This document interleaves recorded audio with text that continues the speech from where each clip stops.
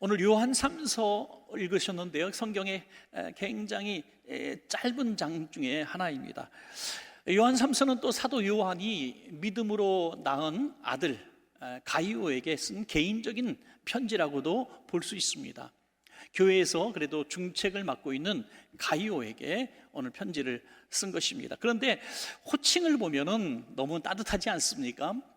사랑하는 자요, 사랑하는 자요. 편지를 쓰면서 첫 인사문에 사랑하는 자요, 이렇게 쓸 수 있는 사람이 과연 얼마나 되겠습니까?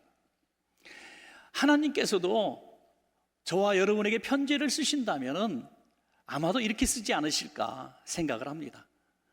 사랑하는 자요 하면서 하나님이 우리에게 주신 편지에 여러분의 이름을 넣으셔서 사랑하는 아무개요, 이런 편지를 받은다면 얼마나 좋겠습니까? 하나님은 이미 우리를 향해서 그 사랑을 다 보여주셨습니다.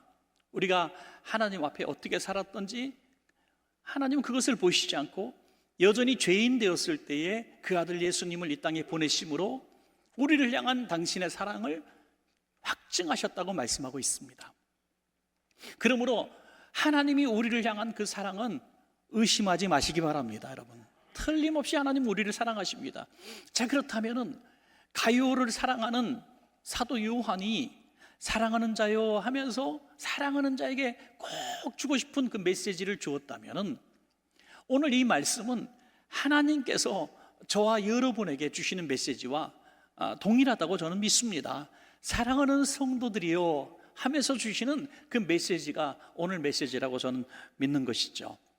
계속해서 주님의 그 사랑을 받아가기를 원하신다면 오늘 이 말씀대로 사는 복이 있어야 될 줄로 믿습니다. 여러분, 그러면 사랑하는 자에게 어떤 권면과 축복을 하셨는지 볼까요? 첫 번째, 사랑하는 자요, 내 영혼이 잘 되기를 간구하노라 했습니다.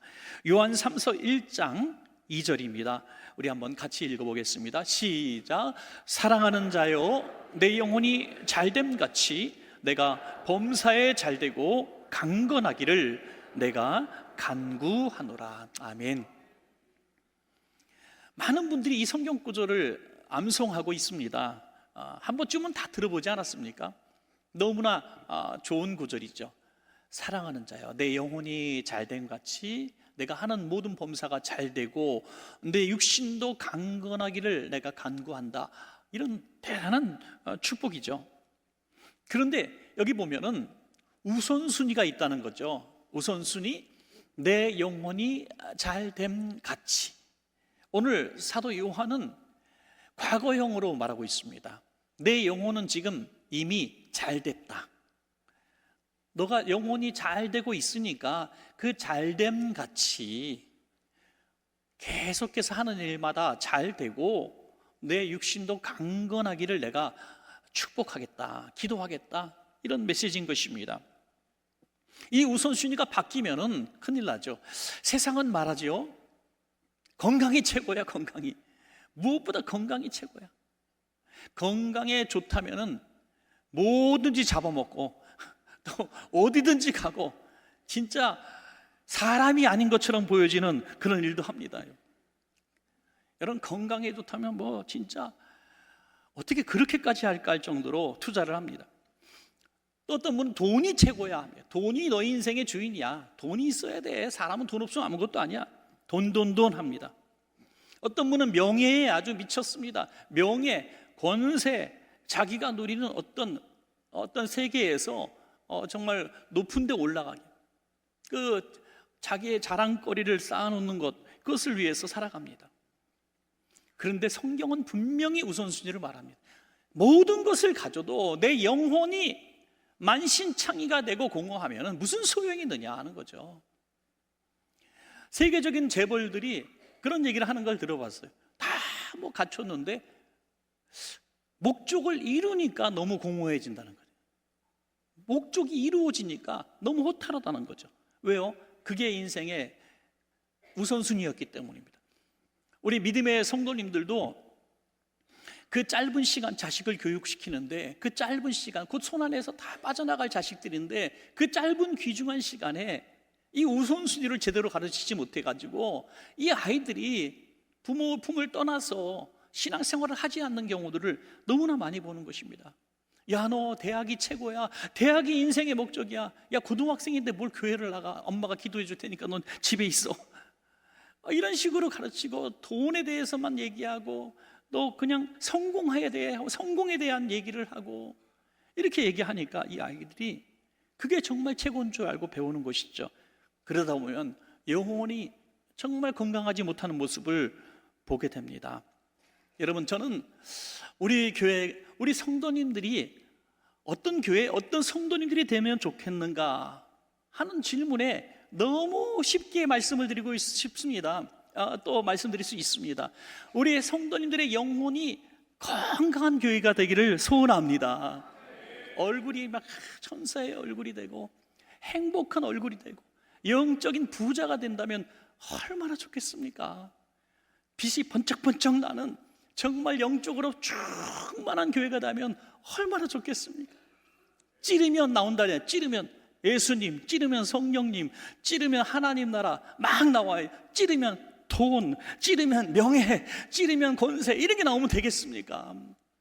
영적으로 건강한 성도, 그 성도가 주님의 사랑받는 성도가 되는 것입니다. 영혼의 건강함이 있으면 범사가 잘 되는 것은 뒤따라오는 것입니다. 뒤따라오는 거예요. 범사가 잘 된다는 것은 이 원어의 뜻을 보면 참 재밌습니다. 합성어인데요, 길과 좋다라는 것이 합성이 된 글입니다. 그래서 길이 좋다, 쉬운 말로 가는 길이 잘 형통하다, 그런 뜻으로 해석되어집니다. 그런데 이 범사가 잘 되는 것을 우리는 오해해서는 안 됩니다. 영혼이 잘된 자가 범사에 잘 된다는 것은 무슨 뜻이냐면 그 영혼의 주인이 우리 주님이시기 때문에 그가 걸어가는 길이 주님과 동행하는 길이기 때문에 잘 된다는 것이죠. 우리가 이것을 오해하고 내가 정말 열심히 신앙생활하면 내가 하는 일이 다 잘 될 거야 라는 그 기복적인 신앙을 가지고 살아가면 안 됩니다. 원하는 대로 다 되는 게 범사에 잘 되는 게 아닙니다. 내가 원하는 대로 잘 되다가는 큰일 납니다. 여러분, 망하는 길로 갈 수밖에 없습니다. 때로는 그 길이 아니야 하고 하나님이 막아주시는 것이 범사에 잘 되는 길입니다. 여러분, 대표적인 인물이 있죠. 요셉입니다. 요셉은 늘 범사에 잘 되는 사람의 정말 대표적인 사람이죠. 왜? 늘 형통한 자로서 요셉을 말합니다. 그런데 형통한 인생을 살았습니까? 어릴 때 형님들에게 팔리우고요, 노예 생활을 하고요, 억울한 누명을 쓰고 감옥 생활도 합니다. 그런데 계속해서 요셉에 대한 평가를 할 때마다 이런 평가를 합니다. 그가 하나님과 함께 하심으로 형통하였더라. 도대체 무엇이 형통이고 무엇이 범사가 잘 되었단 말입니까? 여러분, 하나님이 함께 하시면 형통한 인생이 될 수밖에 없는 것은 그 길이 최선의 길이고 최고의 길이기 때문인 것이죠. 그러므로 영혼이 잘 된 사람은 안 되는 것 같아도 잘 되는 길을 걷고 있는 것을 믿으시기 바랍니다. 여러분, 지금 하나님 앞에 기도하고 열심히 하고 있는데 이상하게 잘 안 돼요. 풀리지 않아요. 그래도 걱정하지 마세요. 내 의지와 내 욕심으로 하는 일이 아니라면 두려워하지 마시기 바랍니다. 하나님이 함께 하시는 그 길은 지금도 형통하고 있다, 범사에 잘 되고 있다 선포하시기 바랍니다. 여러분, 그리고 강건하다 그러는데, 강건하다는 것은 문자적으로 육신의 건강함을 물론 얘기를 하죠. 질병이 없는 상태를 이야기하고 있습니다. 근데 당시에 편지에 이렇게 늘 썼다고 합니다. 편지를 쓸 때 서두에 건강을 빕니다. 아무개요, 건강하십니까? 우리 오늘날도 편지 쓸 때 그러지 않습니까? 요즘에 편지를 안 씁니다만은 편지를 만약에 쓰고 오랜만에 문자를 보낼 때 우리 첫 문장을 만드는 게 진짜 힘들어요. 그죠? 첫 문장. 그래서 대부분 뭘 씁니까? 오늘 참 날씨가 좋군요. 날씨를 씁니다. 그죠? 할 말이 없기 때문에 그냥 날씨, 비가 오면 비가 온다고 쓰고 눈이 오면 눈이 온다고 씁니다. 마찬가지로 이 고대 근동 지방에서 이 서신을 주고받을 때 이 건강에 대한 안부를 먼저 물었다고 합니다. 그런데 사도 요한은 이 당시에 이 문장을 바꾼 거예요. 우선순위를 바꾼 거예요. 야 가이오야, 네가 건강하길 바란다, 이렇게 형식적인 문장을 쓴 것이 아니라 내 영혼이 잘됨 같이라고 영혼에 대한 얘기를 먼저 하는 거예요. 항상 영적인 삶을 앞세웠던 사도 요한의 모습을 볼 수가 있는 것입니다. 여러분, 우리의 신앙생활이 늘 이 영적인 생활에 관심과 초점을 가지고 살아간다면 범사에 하나님이 함께 하시고 우리의 육신의 강건함은 하나님이 책임져 주실 줄로 믿습니다. 여러분, 두 번째로 사랑하는 자여 진리 안에서 행하라 그랬어요. 진리 안에서 행하라고 지금 권면하고 있습니다. 요한 3서 1장 3절에서 4절입니다. 한번 같이 읽겠습니다. 시작. 형제들이 와서 내게 있는 진리를 증언하되 내가 진리 안에서 행한다 하니 내가 심히 기뻐하노라. 내가 내 자녀들이 진리 안에서 행한다함을 듣는 것보다 더 기쁜 일이 없도다. 아멘. 내가 진리 안에서 행한다고 하니 이미 들었던 얘기죠. 야, 우리 가이오는요 진리 안에서 행합니다. 그래서 내가 너무 기쁘다는 거예요. 진리 안에서 행한다는 게 뭘까요? 진리는 오직 예수 그리스도 한 분밖에 없습니다. 내가 곧 길이요 진리요 생명이라고 말씀하지 않습니까? 요한복음 14장 6절을 한번 볼까요? 예수께서 이르시되 내가 곧 길이요 진리요 생명이니 나로 말미암지 않고는 아버지께로 올 자가 없느니라. 그러므로 진리 안에서 행한다는 것은 예수 안에서 행한다는 것이죠. 예수님의 말씀의 그 범위 안에서 벗어나지 않는 삶을 바로 진리 안에서 행하는 것입니다. 우리가 성도님을 평가할 때 야, 저 성도님은요 그냥 말씀대로 살아. 말씀대로 잘 모르는데 주일날 선포되는 말씀이 마음에 딱 와닿으면 그 일주일의 삶이 완전히 변화되는, 정말 저는 그런 성도님들 가끔 볼 때 정말 너무 놀랍고 감사해요. 평생을 정말 이렇게 살아왔던 자기 습관인데 어느 날 설교 시간에 그것이 탁 걸림이 되더라는 거예요. 그 오랫동안 해왔던 그 일들을 단번에 고쳐버리는, 단번에 해결해버리는, 말씀과 내 삶이 부딪혔을 때 말씀에 내 삶을 굴복시키는 이 모습이 진리 안에서 행한다. 아주 오래전에 말씀드린 것 같은데요, 제 친구 목사님 목회하는 곳에서 평생을 주먹 쓰고 그 술집을 크게 해서 술집에 직원이 몇백 명이 되는 큰 회사를 했는데 예수님을 알게 되고 세례받으니까 세례받은 다음날 그 모든 술집을 다 처리하고 스포츠센터로 바꿔버리는 그런 모습을 보지 않습니까? 여러분, 이런 대단한 결단, 전 인생을 바꿀 수 있는 그런 결단, 평생을 남에게 눈물 나게 하고 욕심을 부리고 또 폭력을 썼던 사람이 그렇게 말씀 앞에 굴욕되니까 진리 안에서 살아가는 모습을 보여주지 않습니까? 오늘 가이오가 그런 멋진 삶을 살았다고 하는 것입니다. 여러분, 그 가이오가 그러면 진리 안에서 행했다는 증거가 뭘까요? 오늘 증거를 성경에서 말씀하고 있는데요, 그것은 요한 3서 1장 5절을 한번 볼까요? 사랑하는 자여 내가 무엇이든지 형제 곧 나그네 된 자들에게 행하는 것은 신실한 일이니 그랬습니다. 이 나그네라는 이 사람은 그냥 일반적인 여행자가 아니라 순회 전도자들을, 또 선교사들을 말하고 있습니다. 당시 기독교 초기죠. 그래서 오순절 마가다락방에 성령의 역사하심이 일어난 다음에 이제 교회가 폭발적으로 부흥하게 됩니다. 여러 곳에 이제 교회가 세워지니까 중요한 것은 이 교회를 목회할 목회자가 없는 거예요. 신학교가 있겠습니까? 사도들은 수가 한정되어 있으니까 이 사도들이, 또 여러 초대교회 집사님들, 뭐 베드로, 바울, 뭐 사도 요한, 빌립 집사님 다 마찬가지입니다. 순회 전도자로서 여러 교회 가서 잠시 말씀을 증거하고 또 이동을 하는 것이죠. 그러면은 그 빈자리에 어떤 일이 벌어지냐면 거짓 선지자들이 들어오는 거예요. 거짓 교사들이 들어와 가지고 나도 그들과 같은 사도고 나도 그 같은 하나님을 믿는 사람이니까 내 말을 들으라 하면서 하나님의 말씀이 아닌 거짓 메시지, 이단과 사이비 노릇을 한 거예요. 돈을 밝히고 또 양들을 누락질하는 사람들이 이제 교회에 들어오게 된 겁니다. 그러다 보니까 교회가 이제 검증할 방법이 없는 거예요. 저 사람이 참 선지자인가 참 선교사인가 알 수가 없는 거예요. 그래서 교회들마다 이 선교사, 순회 전도사 받는 것을 되게 두려워할 때가 있었습니다.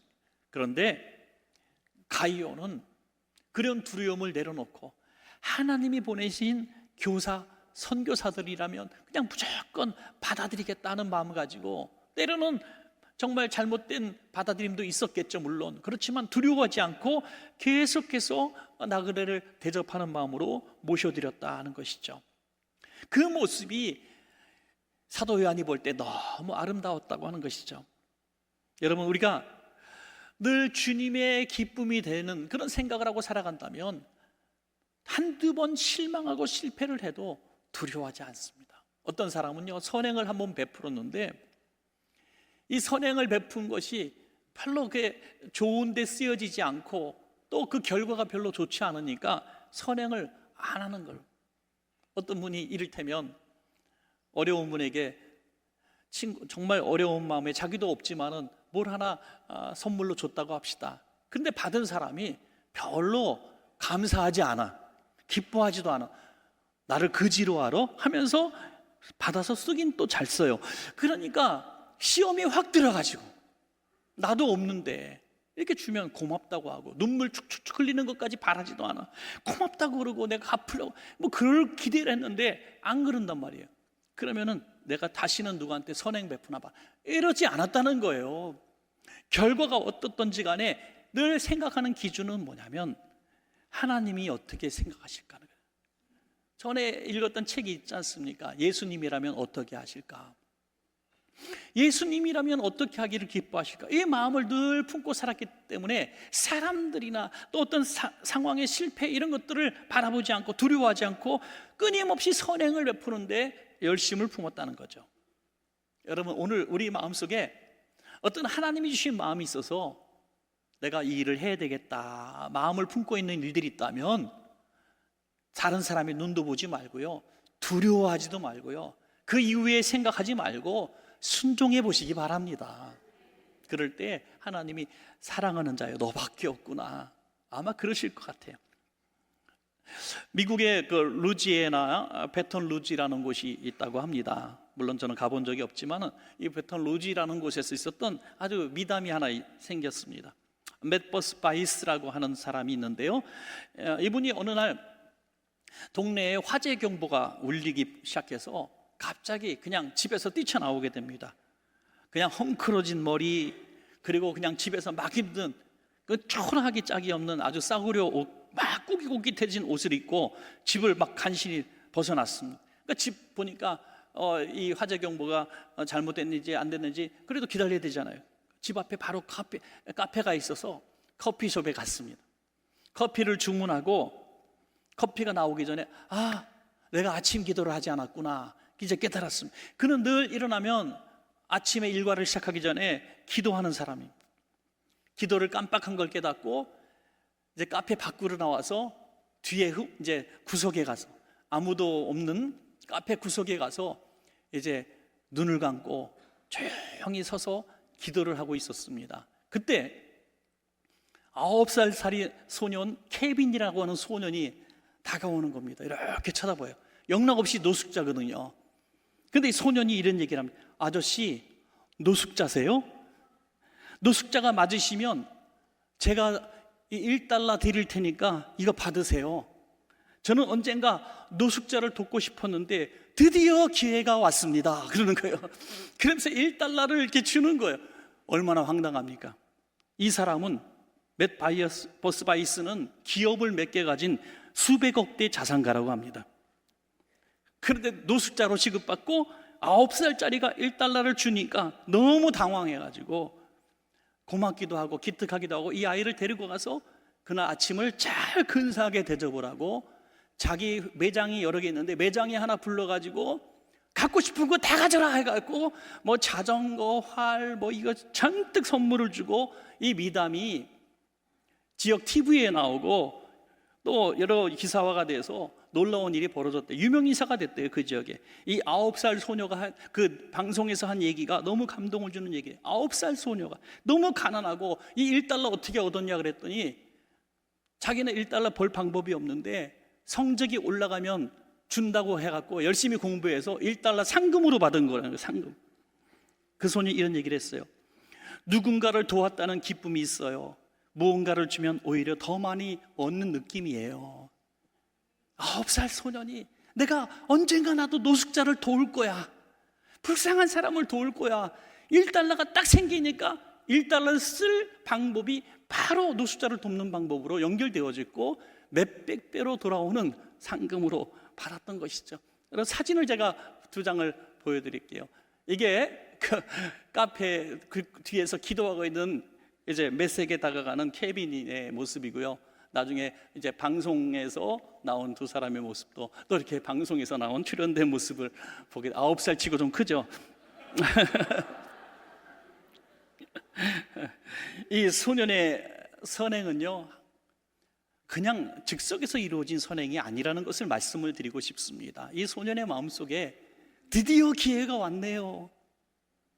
그는 늘 보고 있었다는 거예요. 아, 내가 노숙자를 만나면 선행을 해야지 하는데, 그때 마침 $1가 생겼고 이걸 다 넣고 계속해서 보고 있었다는 거예요. 얼마나 자기도 쓸 데가 많겠어요. 돈이 없는 아이니까.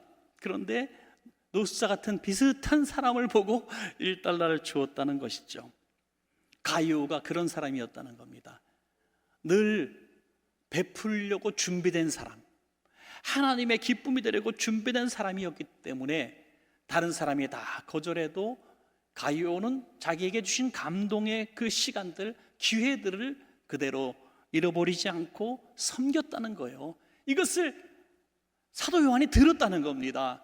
그래서 사랑하는 자요, 사랑하는 자요, 너의 그 아름다운 선행들이, 그 영접하고 대답했던 모든 것들이 하나님께 다 올려드린 바 되었다고 지금 축복하고 있는 것입니다. 사랑하는 여러분, 우리에게 그런 준비된 마음이 있으면 하나님께서 그런 기회도 주실 줄로 믿습니다. 여러분, 어느 날 갑자기 되는 게 아니에요. 어느 날 갑자기 그런 삶이, 그런 교회가 되는 게 아니더라고요. 늘 주님의 기쁨이 되기 위해서 내 인생을 준비하고 있으면 하나님이 아름답게 사랑받는 자의 삶을 살도록 도와주실 줄로 믿습니다. 여러분, 마지막 3번째는 사랑하는 자여 선한 것을 본받으라. 그런 얘기가 있습니다. 사람은 어떤 환경에서 살았느냐보다 중요한 것은 어떤 사람하고 살았느냐가 중요하다. 이렇게 멋있는 얘기를 하면 가끔씩 고개도 끄덕거리시고 좀 적는 신용이라도 하시면 참 좋겠어요.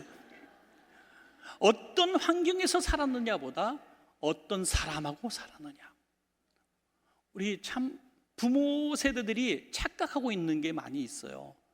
특별히 아빠들이 많이 착각하고 있는 것 같아요. 야, 내가 돈 벌어서 너 방 만들어주고 좋은 공부할 수 있는 환경 만들고 학원 보내달라면 다 보내주고 네가 옷 사달라면 사주고 안 해준 게 뭐 있어. 그런데 뭘 안 했다 그래. 뭔가 지금 잘못하고 있는 거예요. 환경을 만들어주면 이게 다 하는 거라고 생각하는 착각이죠. 환경이 아니라 내가 어떤 아빠가 되기를 원한다는 것을 잃어버리고 살아가고 있다는 거죠. 그래서 우린 그런 얘기 너무 많이 듣잖아요. 모든 것 남들이 볼 때 완벽한 집안인데 안으로 들어가니까 골물대로 골머 터져가지고 자식이 부모를 미워하고 부모가 자식을 아주 노여워하는, 부부가 아주 원수지간에 있는 그런 가정들을 얼마나 많이 봅니까 여러분. 비록 가난해도, 극단적인 꼭 반대 얘기를 해서 죄송합니다만, 가난해도 아무것도 없어도 배운 것도 없어도 미래의 희망이 보이지 않아도 그 안에서 어선하고 행복하고 사랑하면은 내가 최고로 존경하는 사람 누구냐? 나 엄마 아빠 세상에서 제일 존경해요. 이런 사람, 이런 가정으로 살아간다면 이게 최고가 아니겠습니까 여러분? 그래서 우리는 누구의 뒤를 보고 살아가느냐가 너무 중요한 것이죠. 오늘 사랑하는 가이오, 영적으로 하는 아들에게 아비된 마음으로 사도 요한은 이런 얘기를 하고 있는 겁니다. 너 지금 있는 교회에 2 인물이 있지? 그 2 인물 중에서 한 사람은 너가 절대로 본받으면 안 되는 사람이고 한 사람은 네가 꼭 본받아야 될 사람이야 하고 정말 구체적인 가르침과 모델을 2 사람을 보여줍니다. 놀라운 얘기죠. 요한 3서 1장 9절에서 10절입니다. 여기 보면 그 2 사람 중에 먼저 디오드레베라는 사람에 대한 얘기가 나오죠. 내가 두어 자를 교회에 썼으나 그들 중에 으뜸되기를 좋아하는 디오드레베가 우리를 맞아들이지 아니하니 그러므로 내가 가면 그 행한 일을 잊지 아니하리라. 그가 악한 말로 우리를 비방하고도 오히려 부족하여 형제들을 맞아들이지도 아니하고 또 맞아들이고자 하는 자를 금하여 교회에서 내쫓는도다. 이 디오드레베와 데메드리오 두 사람을 얘기할 때 먼저 본받지 말아야 될 사람 디오드레베, 두 사람을 설명할 때 저도 헷갈려요. 너무 어려워가지고.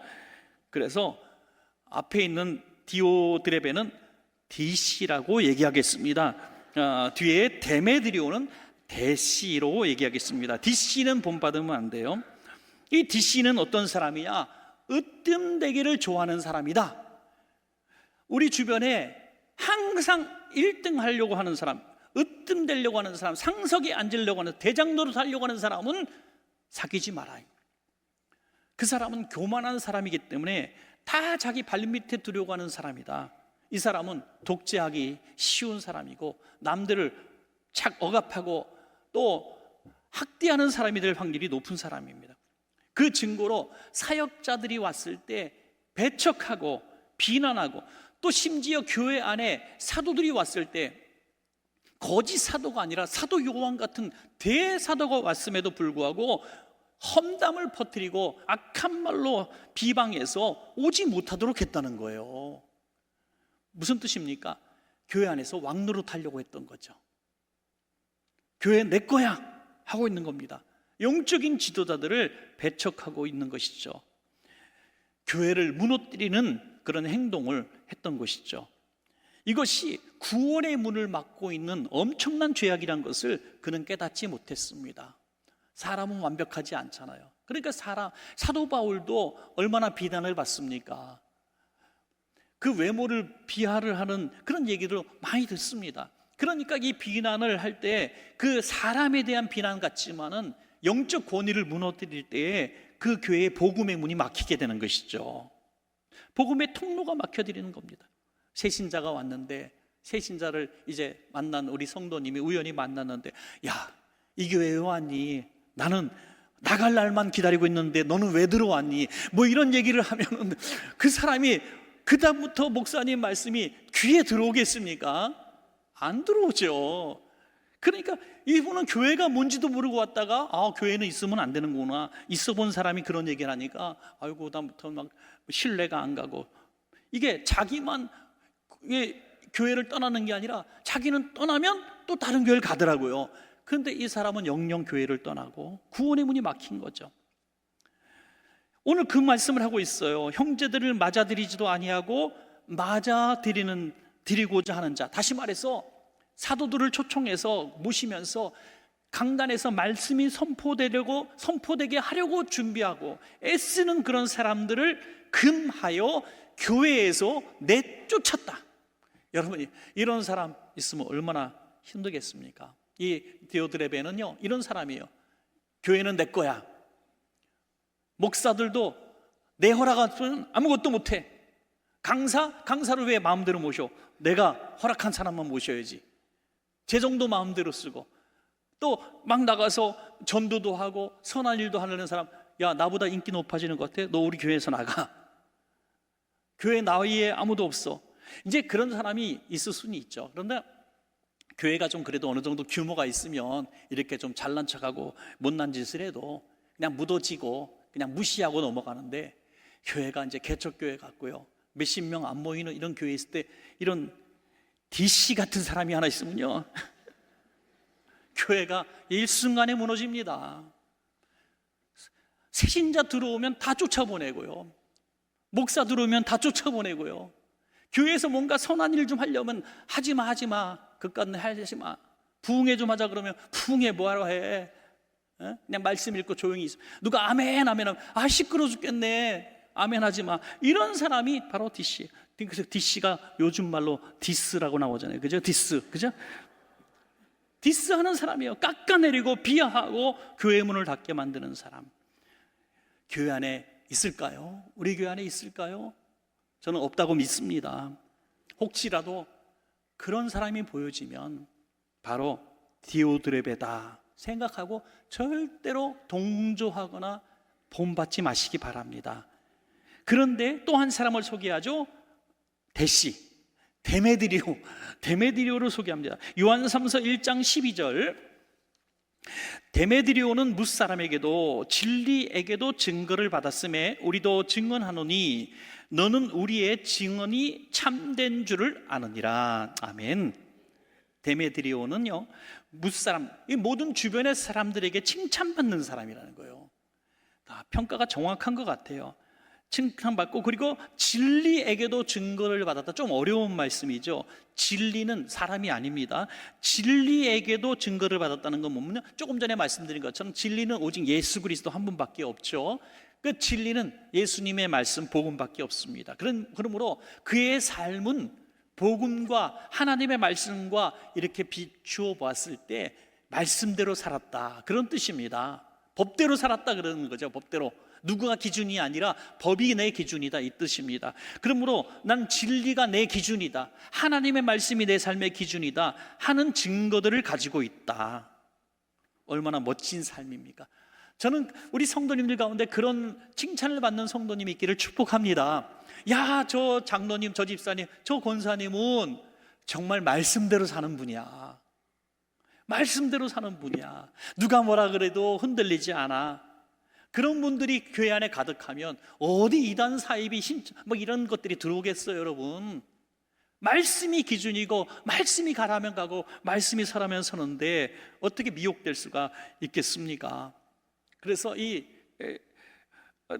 데메드리오처럼, 정말 데메드리오처럼 말씀이 기준되는 삶을 사는 사람, 그 사람이 우리가 본받아야 될 사람이고, 가이오에게도 너 그 사람처럼 살아라라고 말씀하신 그 아름다운 모델이 되었다는 것입니다.